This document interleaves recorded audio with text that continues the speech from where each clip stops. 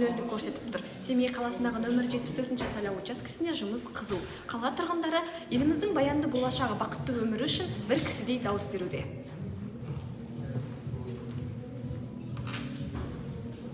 Нөмір 74-ші сайлау учаскесіне құрметті теміржолшы Жұмағазы Адамов отбасымен келіп дауыс берді. Санаулы ғұмырын теміржол қызметіне арнаған зейнеткердің бүгінде баласы да, немересі де осы қызметте.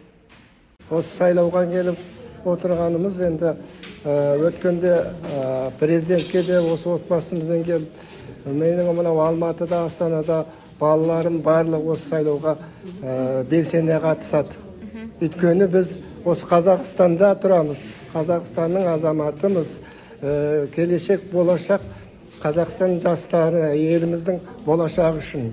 Наурыз мейрамы, мына жаңа жылымыз жақсылық әкелсін, әрбір отбасымызға бақыт, байлық сыйласын, енді еліміз аман, жұртымыз тыныш болсын. Сайлау учаскесінің төрайымының мәліметінше, түстен кейінгі уақытта дауыс беруші адам саны арта бастаған. Қазіргі таңда бізде сайлау өте қызу жүріп жатыр. Жалпы біздің участок бойынша 2349 адам тіркелген.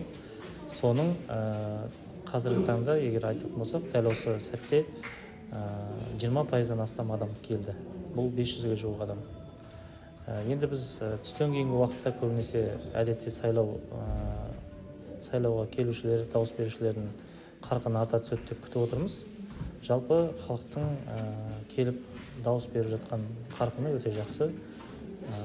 Сайлауға қатысу проценті жоғары болады деп күтіп отырмыз.